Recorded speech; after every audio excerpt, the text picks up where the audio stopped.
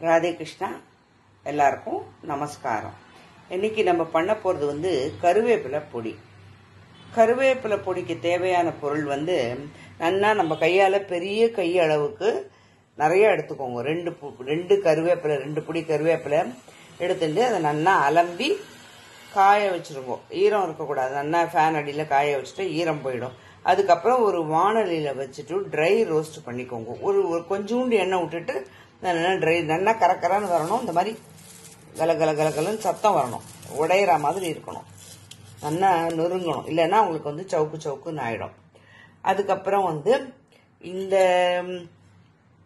Table spoon இல்லைன்னா இந்த கரண்டி ரெண்டும், இந்த சின்ன கரண்டி ரெண்டும் ஒரே அளவு தான் வருது.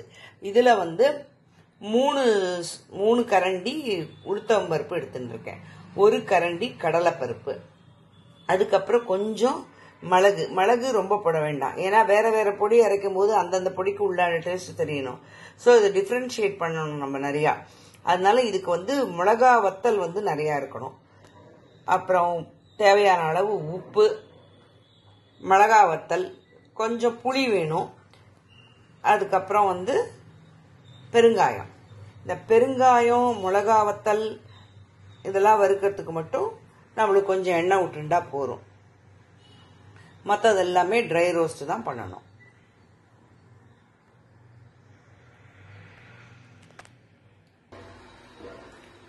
அடுப்பை மூட்டிட்டு வாழையில கொஞ்சோண்டு எண்ணெய் விட்டுருக்கேன். எண்ணெய் கொஞ்சம் நல்லா காஞ்ச உடனே பெருங்காயம்,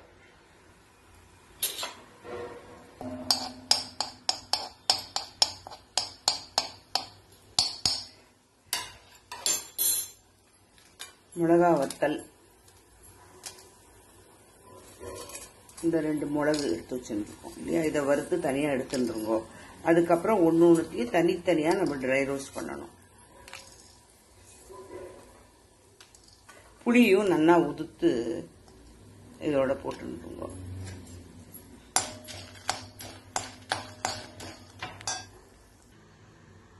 இதை வறுத்து எடுத்துட்டோம்.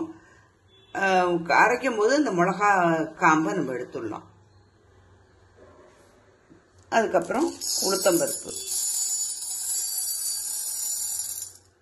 கொஞ்சம் சிம்லேயே மீடியமில் வச்சுக்கோங்க. மீடியமில் வச்சுட்டு கொஞ்சம் நல்லா சவக்க வருங்க.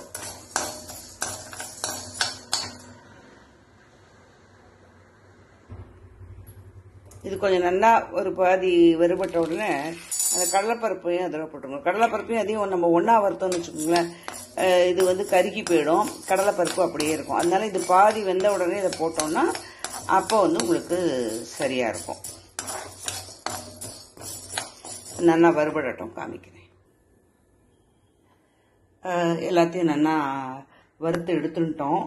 இப்போ அந்த எடுத்துட்டு அந்த இதுலேயே சூடு இருக்கும் இல்லையா, அதுலேயே நீங்கள் இந்த புளியை கொஞ்சம் இப்படி பரத்தினாப்புல போட்டேன்னா கொஞ்ச நேரத்தில் அதுவும் நல்லா ட்ரை ஆகிடும்.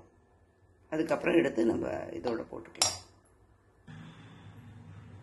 இப்போ மிக்சர் ஜாரில் முதல்ல இந்த கருவேப்பிலை இது பாருங்கன்னா அப்படி கலகலன்னு சத்தம் வரணும். அந்த அளவுக்கு வறுத்துக்கணும். முதல்ல இதை கொஞ்சம் பொடி பண்ணிட்டு அதுக்கப்புறம் தான் நம்ம மற்ற இன்க்ரீடியன்ஸ் எல்லாம் போடணும். அப்படி நல்லா வறுபடணும். மிக்சியில் போட்டு ஒரு சுற்றி எடுத்துன்னு இருந்தாச்சு. அதுக்கப்புறம் மிளகா வத்தல், பெருங்காயம், உப்பு இதை போட்டுக்கோங்க. இதை போட்டு பொடி பண்ணிவிட்டு அதுக்கப்புறம் கடைசியாக தான் அந்த பருப்பு போடணும். கொஞ்சம் நர நரைச்சிக்கோங்க. ரொம்ப நைஸாக இருந்தால் அது பிசிஞ்சு சாப்பிட்றதுக்கு நல்லா இருக்காது. அதனால் கொஞ்சம் குறைன்னு அரைச்சிக்கணும். நம்மளோட கருவேப்பிலை பொடி நல்லா அரைச்சாச்சு. இது பாருங்க, கலரும் நல்லா ஜம்முன்னு வந்திருக்கு. ரொம்ப கருகாமல் எல்லாத்தையும் வறுத்து அரைச்சோம்னா நல்லா வரும். இந்த ஜாடியில் ஒரு ஜாடி அளவுக்கு வந்திருக்கு நம்ம அரைச்சதெல்லாம். ஒரு ஜாடி அளவு வந்திருக்கு. நம்ம போட்ட அளவுக்கு இவ்வளோ வந்திருக்கு. இதே மாதிரி நான் எல்லா பொடியும் பண்ண போகிறேன்.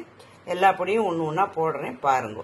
கருவேப்பிலை பொடி ரொம்ப டேஸ்டாகவே வந்திருக்கு. எல்லாரும் இதே அளவு போட்டு பண்ணி பாருங்க, கரெக்டாக வருது.